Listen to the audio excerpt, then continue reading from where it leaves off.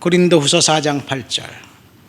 우리가 사방으로 우겨쌈을 당하여도 쌓이지 아니하며 답답한 일을 당하여도 낙심하지 아니하며 박해를 받아도 버림받지 아니하며 거꾸로뜨림을 당하여도 망하지 아니하고 우리가 항상 예수의 죽음을 몸에 짊어짐은 예수의 생명이 또한 우리 몸에 나타나게 하려 함이라.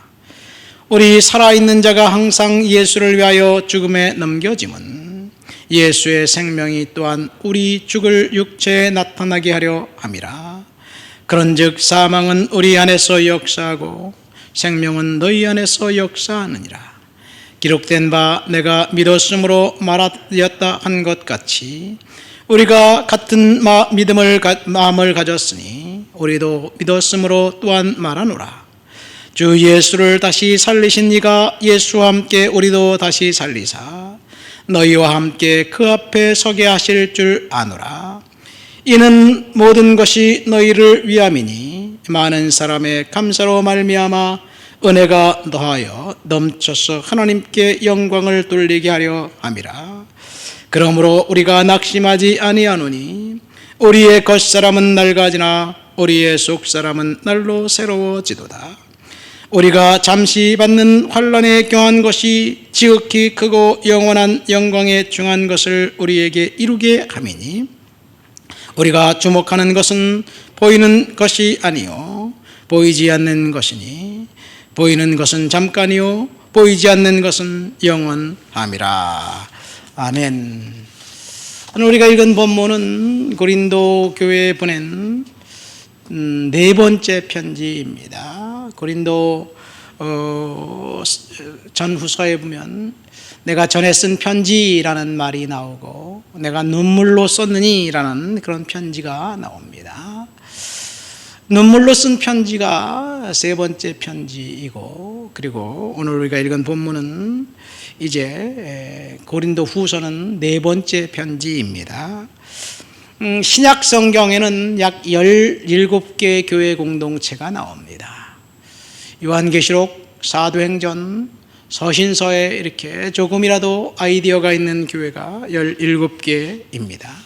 이 17개 교회에서 이 고린도 교회가 가장 다이나믹한 그런 교회입니다. 아마도 빌립보 교회가 가장 모범적인 교회인 것 같습니다.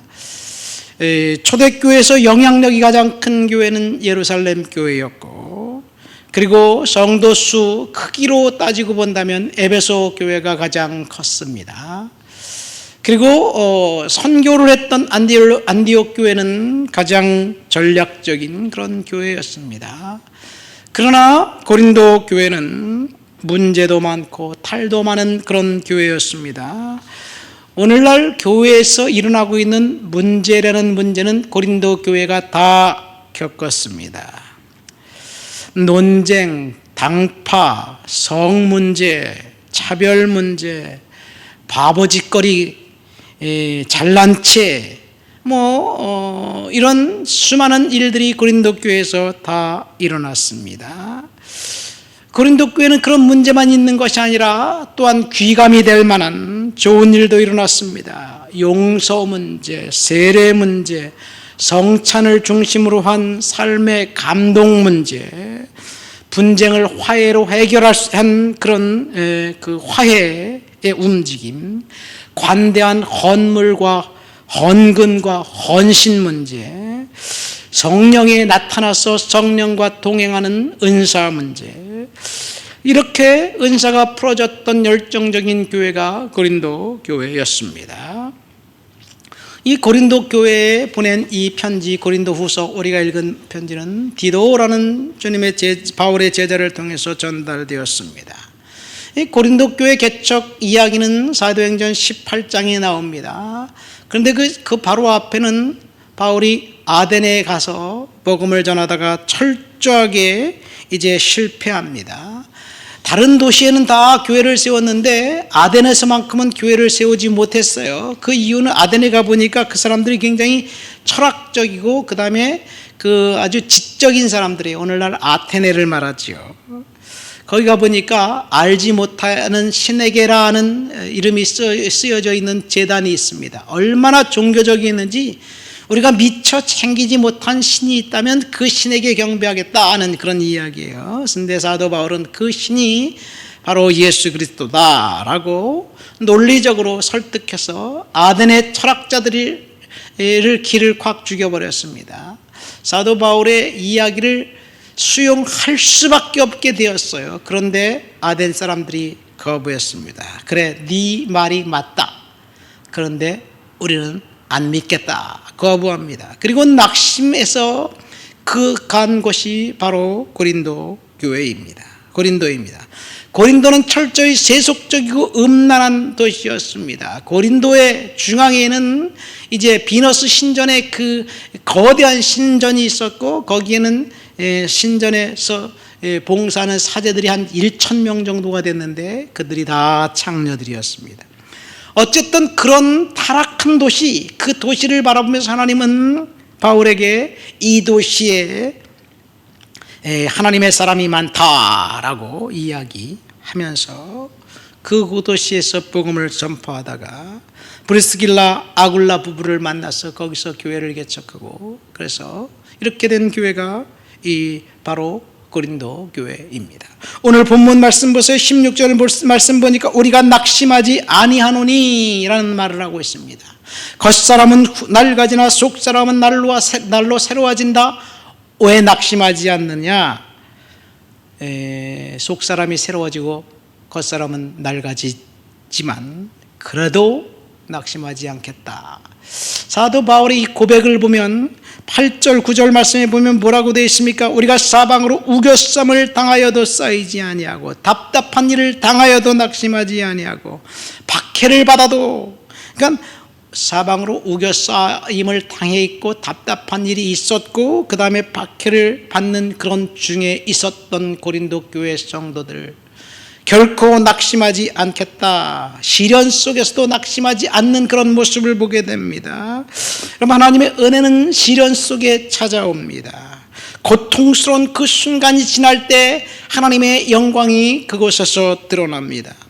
요셉처럼 부당한 대우를 당하고 룻처럼 이제 흔들려 재정적으로 흔들려서 이 정말 눈앞이 캄캄할 때 시어머니를 따라 베들레헴으로 갈 수밖에 없었던 그 상황, 미래가 담보되지 않았습니다.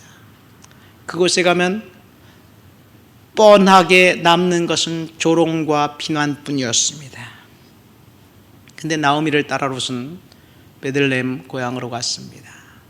누구 하나 선대하고 환영해 줄 사람 없는 그 상태에서 베들레헴에 들어갔는데 하나님은 새로운 계획을 그를 통해서 이루신 거예요. 노아는 세계적인 위기에 봉착했습니다. 그렇지만 결코 낙심하거나 포기하지 않고 하나님의 은혜를 더욱 사모했습니다. 우리가 하나님의 은혜를 더욱 사모하면서 믿음으로 살아가야 될 줄 믿습니다. 은혜는 하나님 앞에 기다리는 사람들에게 혹독한 시련이 지나면 은혜가 이제 찾아오는 거예요.